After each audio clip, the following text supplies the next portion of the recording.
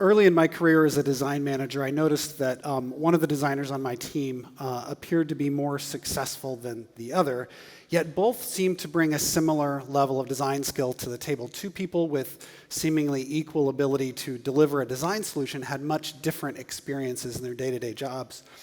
As their leader, it was my job to figure out what was going on, and I worked really hard to get to the root cause of this issue. And what I found was that one of them was very skilled at articulating their design decisions, and they were very articulate, and the other just simply was not.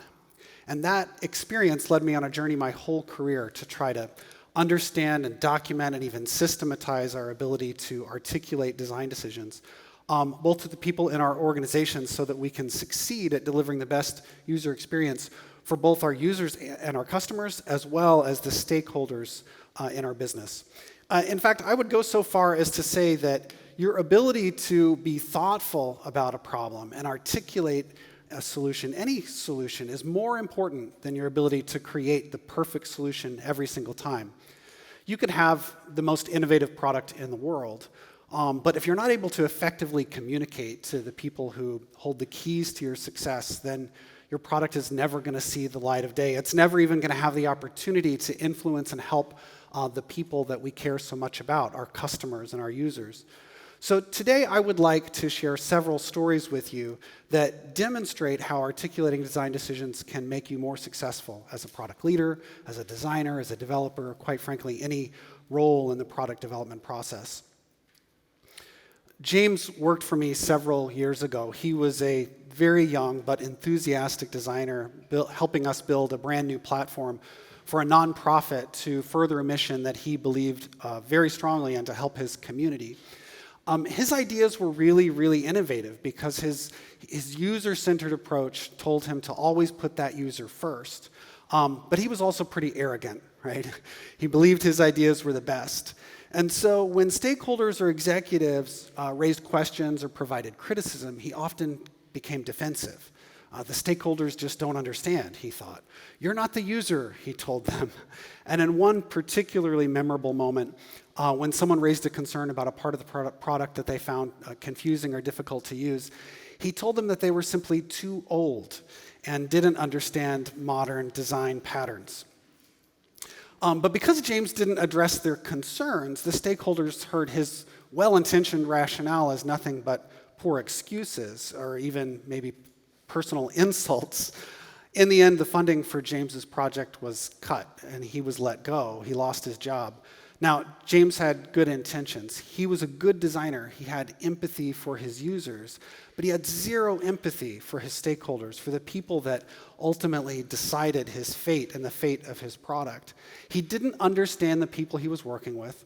As a result, he lost their support, and his product never had the opportunity to go out into the world to fulfill that mission that he believed so strongly in. He never actually got to help his community in the way that he expected or hoped. After he was let go, I took over the project, and I tried my best to address people's concerns. But I was able to get buy-in and support for the project again simply by managing the conversation better, even though I was producing less than James was in his full-time role. Now, it's an unfortunate story, but it demonstrates what I think is a key missing ingredient for many product teams, the ability to empathize with the needs and expectations of our stakeholders. If we expect to communicate effectively with them, then we need to use the same skills that we employ with our users or our customers. Right? Developing empathy for our stakeholders will drive us to act and to position our work in a way that complements our stakeholders' needs in addition to the needs of our own. So I'm convinced then that successful product and design leadership inside organizations has a lot to do with communication and visibility. Your job is more about making sure that everyone is on the same page than it is about delivering a specific set of outcomes. Because if you're doing a good job of keeping everyone in the loop, then what you deliver, the specifics of what you deliver, are actually, they become less important simply because everyone understands what you're doing and why. A few years ago, I was working on a product for a large retail chain of stores in the United States. And this product was only one of maybe 6 or 7 that our department was responsible for. But we had an upcoming meeting with the CEO to present our work. 2 weeks before the meeting, one of the VPs in our department scheduled a time with us to go over everything that we would talk about so that we could prepare for this presentation with the CEO.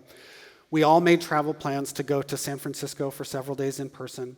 And so for 2 weeks, I worked on refining my designs, creating slides and talking points, and discussing and practicing my presentation with our peers. And then several days before the meeting, we had a 4-hour conference call where everyone in our group practiced their presentation for this VP. And he provided feedback and guidance on which parts to emphasize and which parts to remove. But almost none of his feedback was on the specifics of our design and what we were delivering. It was all about how we said it and what words we used or didn't use. So when it came time for this actual meeting, I spent a whole day traveling to the West Coast of the United States. I spent 3 nights in a hotel, 1 entire day in a conference room, and that was just for me. If you multiply that by about a dozen other people in the room, add up all the hours that we spent preparing and practicing and traveling, and then you multiply that by our salaries, then the cost of this one meeting was not trivial at all. Those are hours that could have been spent making the design better. I could have spent more time doing research or addressing design debt or just moving on to the next thing. But no, exactly what we delivered was almost insignificant compared to the effort of making sure that all the executives were on the same page and that the company understood what we were doing. In fact, during that 4-hour conference call, at one point the VP said, "All that matters is that Jamie understands what we're doing. He's not going to care about the design." And yet, the actual stated purpose of that meeting and the calendar invite was to review our design work. So one of the more significant realizations that I've made is this idea that we aren't really seeking the approval of our work in these meetings. We're actually preparing our stakeholders for their meetings. Let me give you 2 quick examples that I think demonstrate this easily. In one of my first jobs as a designer, I had a manager who reported to another executive in the organization. Our manager would take our design work and present it to this executive every week or so in a meeting with other managers from sales and marketing and customer service. But the pattern that I noticed was always the same. She would return from this meeting to meet with us designers, and she always had changes. We would go back to our desks, we would make these changes, and the cycle would start all over again. But in the process, much of my well-intentioned thought and reasons were being thrown out. And it wasn't really that I was holding on too tightly to my design work, but I did have good reasons for why I did what I did, and I felt like that wasn't really being respected in the process. So when I expressed this to my manager, she suggested that I come to the next meeting myself. And what I discovered was that this meeting was a free-for-all, where anyone with a pair of eyes and an opinion was providing prescriptive feedback on my work. Well, because I was in the meeting that time, I was able to explain why I did what I did, and a lot of their concerns and opinions faded in the process. Now, you could argue that my manager failed by allowing a meeting like that to inform our design process. That's true. But what I learned was that if I could give my manager the confidence and the tools and the vocabulary that she needed to understand my work, to represent it well, she was much more likely to go into that meeting and get agreement from everyone else. And without the confidence that she really understood why I had done what I had done, she was apt to just give in to any and all feedback that came her way. On another project, I was a consultant, but my client was the director of engineering, and we were building a design tool, an internal-facing tool for his team to use. Now, because he was an engineer, he didn't have a lot of experience working on product teams, and so I was sure to be upfront about our process, how we would start by creating user flows and trying to understand the use cases and the business cases, that we would eventually transition that thinking into lower fidelity wireframes and mockups. He agreed to this process in writing. Yet each week he complained that we weren't getting enough done. "Where are the designs?" he would ask me. And I reminded him of our process. He agreed again, and then we would move on. But by the 4th week, he got really angry. He said, "You guys have been working for a month, and you haven't done anything."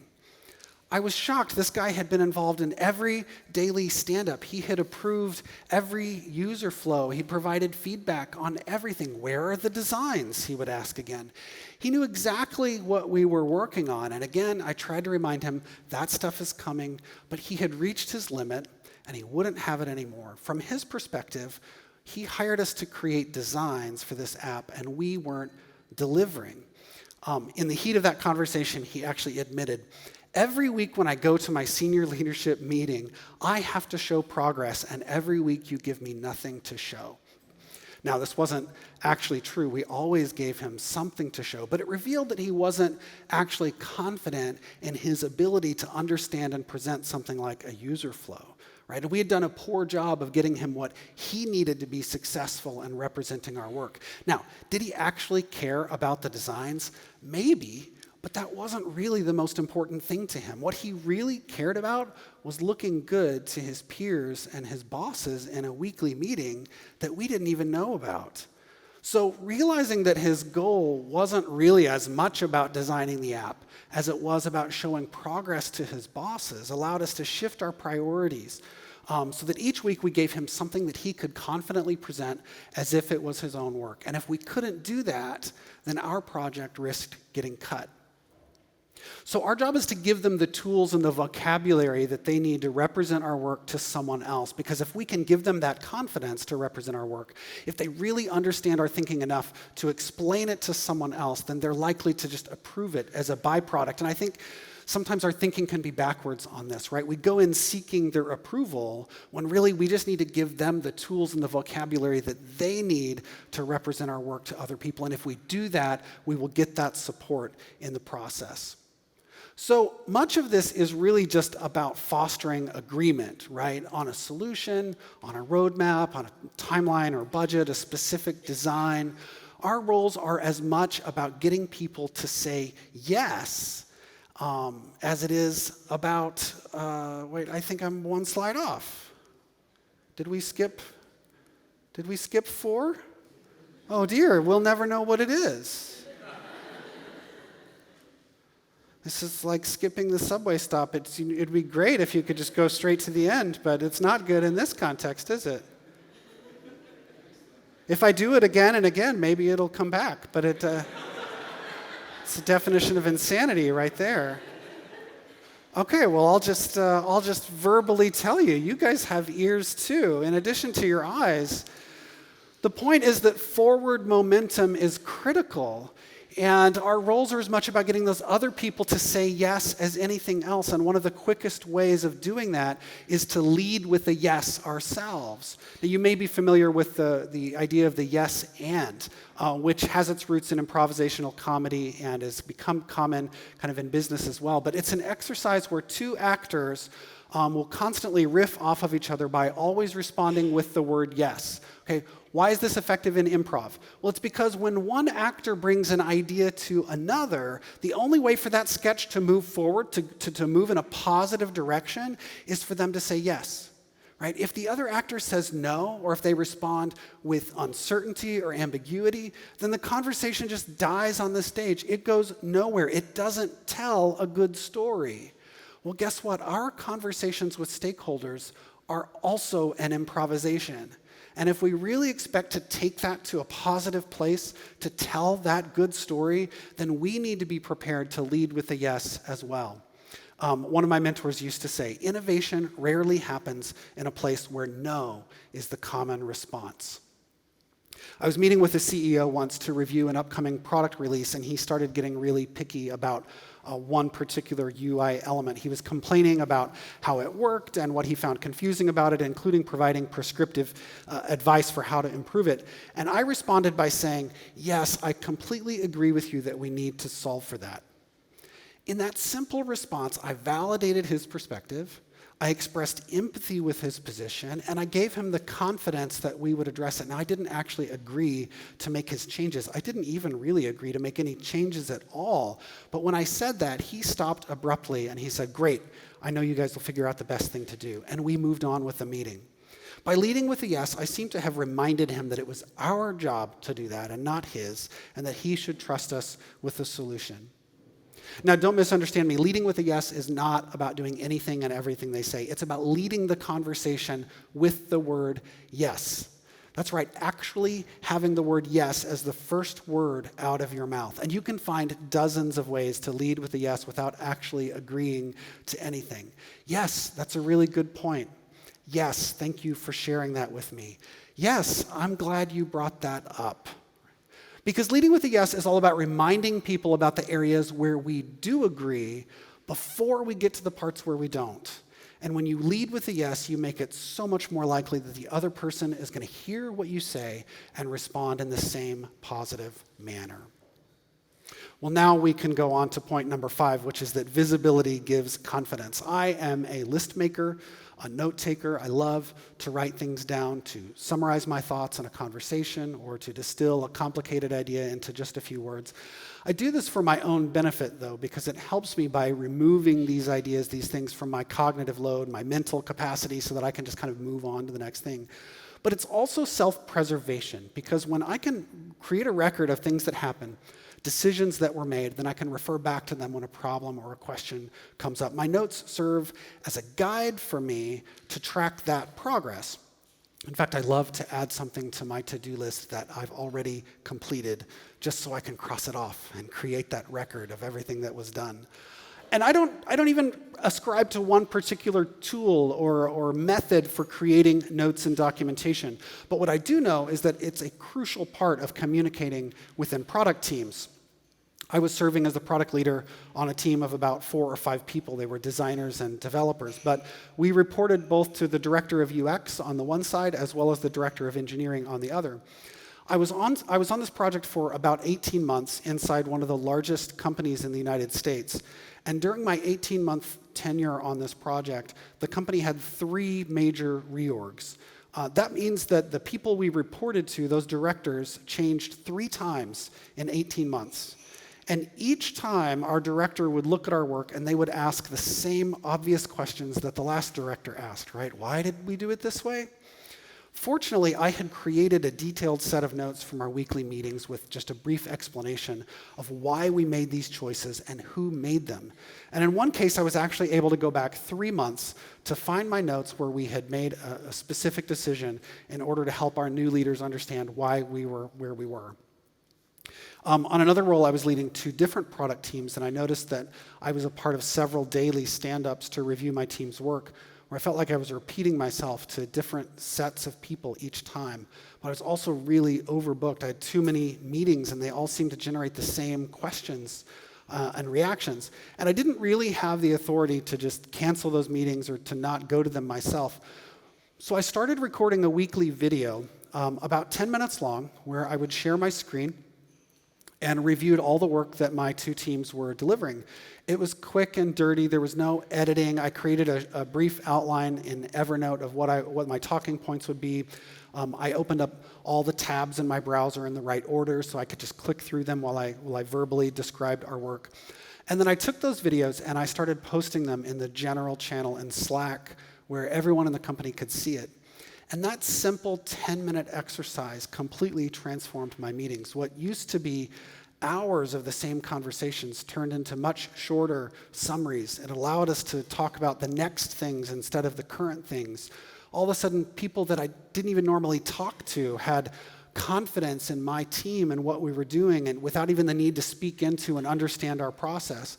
And a month later, our CEO asked every other VP to start doing the exact same thing, and they're still doing that to this day, posting these 10-minute videos from each product area. So creating an accessible place where anyone in the organization has visibility into what I'm doing has always benefited me. And it makes sense, right? People tend to fear what they don't know. They may assume the worst about something that they don't understand. But when you open up your process, when you expose your thinking to other people in the organization, and you give them access to see it for themselves, then suddenly people from all over the organization have confidence in you and in your team. So I share all of these stories with you. Oh, look, there it is. This must be the Spanish ordering of numbers, I suppose. It's something about, it's a cultural difference, I'm sure. And then we go to, There's the quote. Good, good. So you do get to see it all, and then we come here. Perfect. We're right back on track. So I share all of these stories with you because as product and design leaders, we tend to focus on the deliverables that we're creating, right? We believe that those assets, that stuff, whether it's a Gantt chart or a roadmap or a user flow or some specific design, those things we believe are what add value to our organization. And yes, those are absolutely part of our role. But our real job is this. Our real job is to take all the parts and pieces and to connect them in a way that makes sense to other people in the organization. Yeah, please take a picture of it. I know you were told your job was about creating and designing products, but it's not. This is it. I have often likened this to solving a Rubik's Cube, because what happens is someone is going to come in and they're going to say, hey, I like red. I want that side to be red, and if you just turn this here, then my side will be red. And our job is to be so attuned to be aware of how all the different parts and pieces are connected that we're able to respond with, yes, I like red too. I also want that side to be red, but you need to understand that when I turn this here, it affects the other sides, and I have to solve for the whole cube. Because when you can do it that way, then you'll be on a much better path to getting support. Because if we don't have the support of our stakeholders, then we don't really have a job at all. And when you begin to see your primary role as one of being a facilitator for other people, a role where you become the connective tissue between all the different parts of the organization, then it's going to help you remember that stakeholders are people too, that the job is really about communication and helping our leaders represent our work, that building that forward momentum is critical, and giving people visibility into our process and our thinking will give them confidence that we know what we're doing. Thank you for your time today. My name is Tom, and I'm a product and design consultant. I've been designing software for more than 20 years at very large companies as well as small startups. I consider these skills to be absolutely critical to our roles as leaders and as designers. I love talking about it. In fact, I wrote a book about it called Articulating Design Decisions. Please feel free to keep in touch with me. I'm looking forward to hearing your questions. Let's continue this discussion so that we can communicate with stakeholders, keep our sanity, and still deliver the best user experience. Thank you.